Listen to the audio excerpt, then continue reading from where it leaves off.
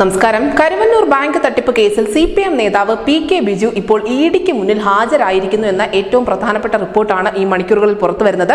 ഇന്ന് രാവിലെ കൊച്ചിയിലെ ED ഓഫീസിൽ ചോദ്യം ചെയ്യലിന് ഹാജരാകണമെന്ന് ആവശ്യപ്പെട്ടുകൊണ്ട് 2 ദിവസം മുൻപ് തന്നെ ED PK ബിജുവിന് നോട്ടീസ് അയച്ചിരുന്നു. ഇതനുസരിച്ചാണ് ഇപ്പോൾ PK ബിജു EDക്ക് മുന്നിൽ ഹാജരായിരിക്കുന്നത്. PK ബിജുവിന് ഈ കരുവന്നൂർ ബാങ്ക് തട്ടിപ്പ് കേസിലെ മുഖ്യ പ്രതികളിൽ ഒരാളായ സതീഷ് കുമാറുമായി സാമ്പത്തിക ഇടപാടുകൾ ഉണ്ടായിരുന്നു എന്നാണ് ED ഉന്നയിക്കുന്ന ഏറ്റവും പ്രധാനപ്പെട്ട ആരോപണം. കരുവന്നൂരിലെ ബാങ്ക് തട്ടിപ്പിനെ കുറിച്ച് അന്വേഷിക്കാൻ CPM നിയോഗിച്ച കമ്മീഷനിലെ അംഗമായിരുന്നു ഈ PK ബിജു. എന്തായാലും കമ്മീഷന്റെ കണ്ടെത്തലുകൾ സംബന്ധിച്ച റിപ്പോർട്ട് ഹാജരാക്കണമെന്ന് ആവശ്യപ്പെട്ടിട്ടും ഹാജരാക്കാത്ത സാഹചര്യത്തിൽ കൂടിയാണ് ഇപ്പോൾ ചോദ്യം ചെയ്യലിന് വേണ്ടി PK ബിജുവിനെ ED വിളിച്ചു വരുത്തിയിരിക്കുന്നത്.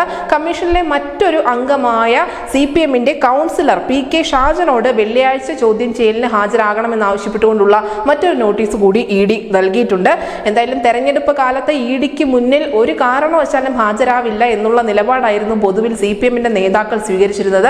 പക്ഷേ അത്തരം നിലപാടുകളൊക്കെ തകിടം മറിച്ചുകൊണ്ടാണ് ഇപ്പോൾ CPMന്റെ നേതാക്കൾ ഓരോരുത്തരായി എൻഫോഴ്സ്മെന്റ് ഡയറക്ടറേറ്റിന് മുന്നിലേക്ക് വന്നുകൊണ്ടിരിക്കുന്നത്. News desk news city Malayalam.